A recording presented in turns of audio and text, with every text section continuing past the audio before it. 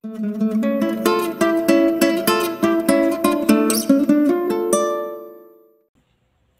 semuanya, perkenalkan nama saya Priya Novitasari Duyanti, biasa dipanggil Novi, nomor absen 21 dari kelas 12 MIPA 7.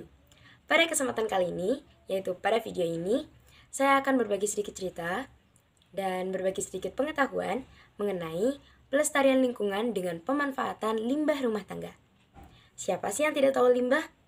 Pasti kalian juga sudah tidak asing lagi dengan kata limbah. Hah? Apa? Ada yang tidak tahu soal limbah? Baiklah, saya akan sedikit jelaskan mengenai apa itu limbah terlebih dahulu. Secara singkat dan mudahnya, limbah adalah sampah yang kita hasilkan setiap harinya. Menurut KBBI, secara umum, limbah memiliki 3 pengertian. Yang pertama, sisa proses produksi. Yang kedua, bahan yang tidak mempunyai nilai atau tidak berharga untuk maksud biasa atau utama dalam pembuatan dan pemakaian. Yang ketiga, yaitu barang rusak atau cacat dalam proses produksi. Limbah dapat dikelompokkan menjadi 4 kelompok besar berdasarkan wujud atau bentuknya. Yang pertama yaitu limbah cair. Limbah cair dapat diklasifikasikan lagi menjadi 4 kelompok. Yang pertama yaitu limbah cair domestik atau domestic wastewater. Contohnya yaitu air sabun, air deterjen sisa cucian, air tinja. Kemudian, kelompok yang kedua yaitu limbah cair industri atau bisa disebut dengan industrial wastewater. Contohnya yaitu sisa pewarnaan dari kain atau industri tekstil. Kemudian air sisa cucian dari industri makanan seperti sisa cucian dari daging, buah, sayur, dan lain sebagainya. Kemudian yang ketiga yaitu rembesan dan luapan atau bisa disebut dengan infiltration and inflow. Dimana contohnya yaitu air buangan dari talang atap, pembuangan dari AC atau pendingin ruangan, kemudian bangunan perdagangan dan industri, serta pertanian dan perkebunan.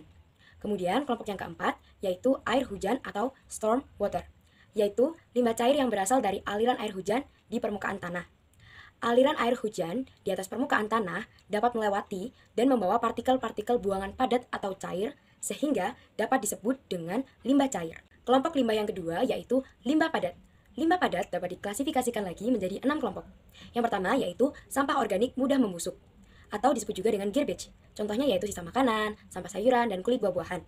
Kemudian yang kedua yaitu sampah anorganik dan organik tak membusuk atau disebut juga dengan rubbish. Contohnya yaitu kaca, plastik, logam, kertas. Kemudian yang ketiga yaitu sampah abu atau ashes. Abu sendiri adalah hasil dari pembakaran. Kemudian yang keempat yaitu sampah bangkai binatang atau dead animal. Contohnya yaitu berupa bangkai binatang seperti tikus, ikan, atau binatang ternak yang mati. Yang kelima yaitu sampah sapuan atau street sweeping. Contohnya yaitu dedaunan, kertas, dan plastik yang tersebar di jalanan. Kemudian yang keenam yaitu sampah industri atau industrial waste, yaitu semua limbah padat yang berasal dari buangan industri dan komposisi sampah ini tergantung dari jenis industri tersebut. Kelompok limbah yang ketiga yaitu limbah gas. Limbah gas adalah limbah yang memanfaatkan udara sebagai media. Contoh yang paling sering kita temui dalam kehidupan sehari-hari adalah gas karbon monoksida, di mana gas karbon monoksida adalah gas yang berasal dari asap kendaraan bermotor. Kelompok limbah yang keempat yaitu limbah suara. Limbah suara adalah limbah yang berupa gelombang bunyi yang merambat di udara. Limbah suara dapat dihasilkan dari mesin kendaraan, mesin-mesin pabrik, peralatan elektronik, dan sumber-sumber yang lainnya. Tapi, apakah kalau di sekitar lingkungan kita tidak ada pabrik, apakah masih bisa menghasilkan limbah suara? Menurut kalian seperti apa? Kalau semisal ada tetangga kalian yang teriak-teriak di tengah malam, apa itu masuk limbah suara? Kalian bisa komen ya, itu termasuk limbah suara atau tidak menurut kalian. Nah, ternyata ada banyak sekali ya jenis dari limbah.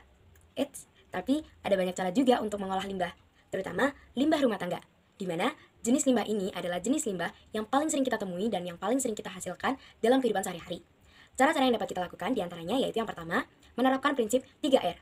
Reuse, menggunakan kembali, reduce, mengurangi, recycle, mendaur ulang. Cara yang kedua yaitu membedakan antara sampah organik dan sampah anorganik, di mana ini sangat bermanfaat untuk kita menentukan bagaimana cara mengolah limbah tersebut. Misal, sampah organik dapat kita olah kembali menjadi kerajinan, lukisan, dan lain sebagainya. Kemudian untuk sampah organik dapat kita olah kembali menjadi pupuk kompos ya teman-teman. Kemudian cara yang ketiga, seperti yang sudah saya sebutkan sebelumnya, yaitu mengolah limbah menjadi barang atau hal yang bermanfaat lainnya. Nah, itu tadi adalah 3 cara yang dapat saya sebutkan. Mungkin teman-teman memiliki pendapat yang lain. Kalian bisa komen ya. Pada kesempatan kali ini, saya akan memanfaatkan limbah rumah tangga, yaitu limbah sampah organik yang mudah membusuk, dengan mengolah kulit pisang menjadi hand sanitizer. Berikut ini adalah proses pembuatannya. Jadi, tonton videonya sampai akhir ya. Yuk mulai! Alat yang diperlukan yaitu panci, pisau, blender, piring, gelas, saringan, sendok, dan timbangan bahan dapur. Bahan yang diperlukan yaitu kulit pisang, kayu manis, dan tisu dapur. Pertama, cuci kulit pisang yang telah kita siapkan sampai bersih.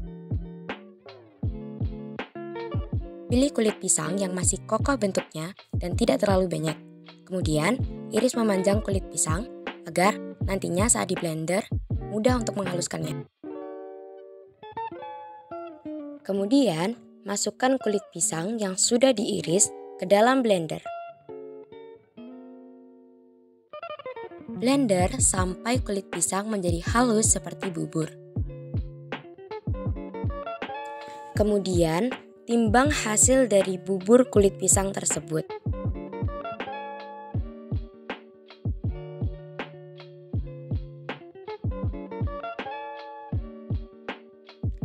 Siapkan panci, lalu masukkan bubur kulit pisang ke dalam panci.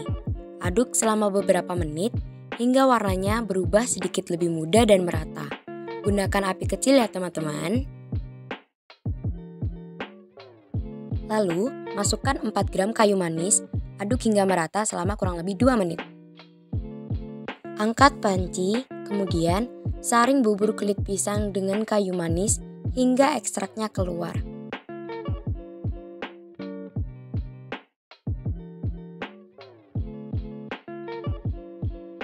Beginilah hasil dari ekstrak bubur kulit pisang dan kayu manis. Masih terdapat banyak endapan-endapan kecil. Jadi, saring kembali kulit pisang dengan kayu manis menggunakan tisu dapur. Apabila kalian memiliki kertas saring di rumah, maka kalian bisa menggunakannya, karena hasilnya akan sama seperti menggunakan tisu dapur. Hal ini dilakukan agar tidak ada partikel-partikel kecil yang akan keluar dari hand sanitizer saat kita menggunakannya.